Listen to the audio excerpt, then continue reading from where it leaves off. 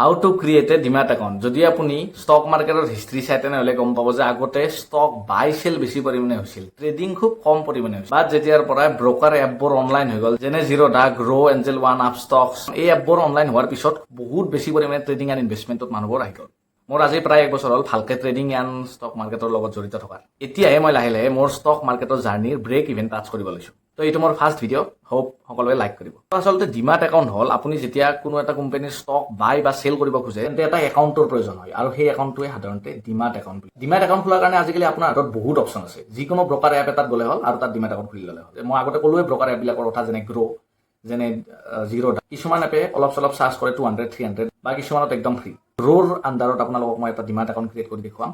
আচলতে যদি আপোনাৰ যিকোনো কেটাগৰীৰ কিবা বিজনেছ কৰাৰ ইচ্ছা আছে, আপোনাৰ হাতত দুটা অপশ্যন থাকে। ফাৰ্ষ্ট অপশ্যনটো হ'ল আপুনি ঢেৰ সাৰা ৰিচাৰ্জ কৰক, মেন পাৱাৰ লওক, মেচিন পাৰ্চেছ কৰক, মাৰ্কেটিং কৰক, ব্ৰেণ্ডিং কৰক। এইবোৰ কৰি আপুনি আপোনাৰ সপোন পূৰণ কৰক। বাট সমস্যাটো হ'ল ইয়াতে আপোনাৰ সময় বহুত লাগি যাব, আৰু অলৰেডি আপোনাৰ কম্পিটিটৰ মাৰ্কেটত বহুত ডাঙৰ ডাঙৰ ৰেডি হৈ আছে।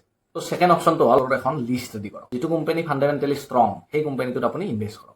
আৰু ইমান ডাঙৰ কম্পিটিটৰ লগত আপুনি কম্পিট কৰি মাৰ্কেটত নিজৰ ব্ৰেণ্ড এষ্টাব্লিছ কৰাটো ইমান সহজ নহয়। তেনেকুৱা এটা থিংকিং লৈ মই প্ৰথম ষ্টক মাৰ্কেটত ভৰি দিছিলোঁ। মোৰ প্লেনিং আছিল যে মই এটা ডাঙৰ মাৰ্ট টাইপৰ দোকান এটা ক্ৰিয়েট কৰিব বিচাৰিছিলোঁ। তো মই চালোঁ যে যদি মই তেনেকুৱা এখন দোকান ক্ৰিয়েট কৰোঁ, দেন মোৰ বহুত বেছি কেপিটেল ইনভেষ্ট হৈ যায়, মেন পাৱাৰ ইনভেষ্ট হয়, বেংক লোন, ডেমেজ, এই গোটেইবোৰ যদি আপুনি টোটেল কেলকুলেট কৰি চাই তেনেহ'লে প্ৰফিট পাৰ্চেণ্টেজ বহুত কম পৰিমাণত থাকে। তো তাতকৈ মই ডিচাইড কৰিলোঁ যে তেনেকুৱা এখন মই লিষ্ট ৰেডি কৰি লওঁ, আৰু সেই লিষ্টখনত আছিল সকলোতকৈ ওপৰত ডি মাৰ্ট। মই একচুৱেলি মাৰ্ট টাইপৰ দোকানবোৰ বিচাৰিছিলোঁ। ডি মাৰ্ট, বিশাল, ভি মাৰ্ট, এনেকুৱা টাইপৰ এম বজাৰ যিবোৰ দোকান আছে।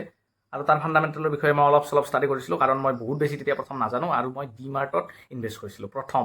আৰু সকলোতকৈ ডাঙৰ এডভান্টেজ হ'ল তাত আমি কম এমাউণ্ট ইনভেষ্ট কৰিও এটা ডাঙৰ ফাণ্ড এটা ক্ৰিয়েট কৰিব পাৰোঁ। বাট যদি আপুনি নিজে বিজনেছ কৰে তেনেহ'লে আপুনি গোটেই কেপিটেল আপোনাৰ নিজৰ পইচা ইনভেষ্ট কৰিব লাগিব, হয়তো লোন লৈ, নহয়তো ক'ৰবাৰ পৰা ডেপ্ট আনি পেলাই আপুনি ইনভেষ্ট কৰিব লাগিব। তো বেছিকেলি ষ্টক মাৰ্কেটত অহাৰ ৰিজন মোৰ এইটোৱেই আছিল। বাট পিছলৈ মই সম্পূৰ্ণৰূপে ট্ৰেডিঙলৈ শ্বিফ্ট হৈ গ'লো।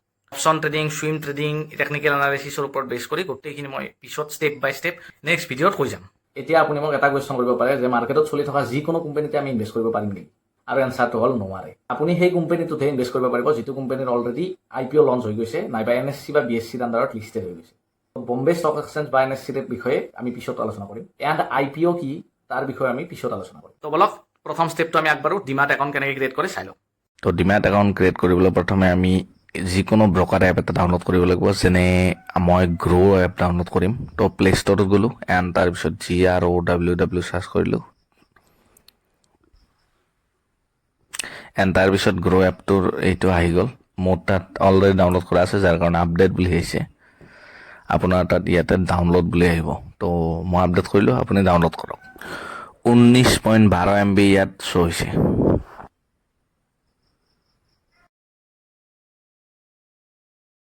ডাউনলোড হৈ যোৱাৰ পিছত ইয়াক অ'পেন কৰক, এনেকুৱা ইণ্টাৰফেচ আপোনাৰ সন্মুখত আহিব। আৰু ইয়াতে আপুনি গুগল একাউণ্টটো চিলেক্ট কৰিব লাগিব, যিটো একাউণ্টৰ আণ্ডাৰত আপুনি গ্ৰ' একাউণ্টটো অ'পেন কৰিব। তো মই গুগল একাউণ্টটো চিলেক্ট কৰি ল'লোঁ। ইয়াতে আপুনি ফোন নাম্বাৰটো এণ্ট্ৰি কৰিব লাগিব। ফোন নাম্বাৰটো এণ্ট্ৰি কৰাৰ পিছত আপোনাৰ ফোন নাম্বাৰত এটা OTP যাব, যিটো আপুনি ইয়াতে এণ্ট্ৰি কৰিব লাগিব। তাৰপিছত আপোনাৰ গ্ৰ'ৰ যিটো পিন, অৰ্থাৎ গ্ৰ' একাউণ্টটো সদায় অ'পেন কৰিবলৈ আপোনাক এটা পিন নাম্বাৰ লাগিব, সেই পিনটো ইয়াতে বনাব লাগিব। এণ্ড পিনটো বনোৱা হৈ যোৱাৰ পিছত আপুনি যিখিনি ইয়াতে এলাউ কৰিব দিয়ে গোটেইখিনি এলাউ কৰি দিব, SMS, ফোন, কিবা কিবি। এণ্ড তাৰপিছত ইয়াতে বেংকৰ লগত যদি আপোনাৰ চিম নাম্বাৰটো কানেক্ট আছে তেনেহ'লে বেংক ভেৰিফিকেশ্যন ইয়াতে ডাইৰেক্ট হৈ যাব। মোৰটো নাই একচুৱেলি, পিছতো এইটো কাম কৰিব পাৰিব এগেইন। তো তাৰপিছত নেক্সট আপুনি ক্লিক কৰিলে পান কাৰ্ড ইয়াতে এণ্ট্ৰি কৰিব দিব। এণ্ড পান কাৰ্ডৰ পিছত আপোনাৰ নামটো ইয়াতে পূৰা পান কাৰ্ডত যি আছে তাকে এণ্ট্ৰি কৰিব লাগিব। এণ্ড ডিটেইলছখিনি ইয়াতে শ্ব' হ'ব। ইয়েছ ক্লিক কৰাৰ পিছত আপোনাৰ বেংক ডিটেইলছ চিলেক্ট কৰিব দিব। বেংক নেম আপুনি চিলেক্ট কৰি লওক, আৰু বেংক নেম চিলেক্ট কৰাৰ পিছত ইয়াতে IFSC কোড এণ্ট্ৰি কৰিব লাগিব। IFSC কোড এণ্ট্ৰি কৰাৰ পিছত আপোনাৰ তলত বেংক একাউণ্টছ ডিটেইলছটো, অৰ্থাৎ বেংক একাউণ্ট নাম্বাৰটো আপুনি এণ্ট্ৰি কৰিব লাগিব।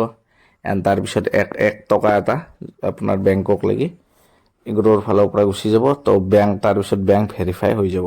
নেক্সট অকুপেশ্যন চিলেক্ট কৰি লওক, আৰু তাৰপিছত আপোনাৰ KYC ডিটেইলছখিনি ইয়াতে ফিল আপ কৰিব দিব। ফাদাৰ্ছ নেম, মাদাৰ্ছ নেম এইখিনি ভৰাই প্ৰচিড কৰক। এণ্ড তাৰপিছত এনুৱেল ইনকাম ইয়াতে চিলেক্ট কৰক, মেৰিটেল ষ্টেটাছ চিলেক্ট কৰক। তাৰপিছত আপোনাৰ এক্সপিৰিয়েঞ্চ যদি কিবা আছে আগতে ট্ৰেডিং বা ইনভেষ্টমেণ্টৰ তো তাত চিলেক্ট কৰক এণ্ড আধাৰ কাৰ্ড নাম্বাৰ ইয়াতে ক্লিক কৰিব দিছে তো আধাৰ কাৰ্ড আমি প্ৰচিড ফৰ KYC ক্লিক কৰক আধাৰ কাৰ্ড নাম্বাৰটো ইয়াতে এণ্ট্ৰি কৰক তলত কি কেপচা দিছে এই কেপচাটো সেম এণ্ট্ৰি কৰক এণ্ড তলত প্ৰচিড কৰাৰ লগে লগে আধাৰ নাম্বাৰটো ভেৰিফাই হৈ যাব যদি কিবা সেটআপ আপোনাৰ কৰিব থাকে পিছত যেতিয়া গ্ৰ' এপটো আপুনি অপেন কৰিব তেতিয়া তাত শ্ব' হ'ব যে কমপ্লিট সেটআপ বা তেনেকুৱাকৈ গৈ আপুনি ভেৰিফিকেশ্যন কৰিব পাৰে আপোনাৰ গোটেই একাউণ্ট ডিটেইলছটো ইয়াতে শ্ব' হ'ব আধাৰ কাৰ্ডৰ নাম্বাৰ এণ্ড কেপচাটো মাৰাৰ পিছত তাত এটা OTP আহিব আৰু সেই OTPটো ভেৰিফাই হোৱাৰ পিছত আপোনাক তাত সাইন কৰিব দিব অৰ্থাৎ গ্ৰ'ৰ একাউণ্টটো ক্ৰিয়েট কৰোঁতে যেনেকৈ বেংকত সাইন এটা দিব দে ঠিক তেনেকুৱাকৈ এটা সাইন দিব লাগিব আৰু সেই সাইনটোৰ পিছত নমিনি এড কৰিব দিব যিখিনি কাম মই পিছত কৰিম আপুনি ষ্টেপ বাই ষ্টেপ এইখিনি কৰি ল'ব পাৰে দুটা পইণ্ট মাত্ৰ আৰু কাষ্টমাৰ ছাপোৰ্ট ইয়াৰে 24/7 থাকে এণ্ড ডিমাৰ্ট একাউণ্ট আপোনাৰ ৰেডি হৈ গ'ল ইয়াৰ পিছত ষ্টেপ বাই ষ্টেপ আপুনি কোনটো ষ্টেপত ইয়াৰ পিছত ধ্যান দিয়াটো উচিত তো নেক্সট ভিডিঅ'ত আমি লগ পাম তো নেক্সট ভিডিঅ'ত আমি বনাম ফাণ্ডামেণ্টেল এনালিচিছ আৰু টেকনিকেল এনালিচিছনো কি একচুৱেলি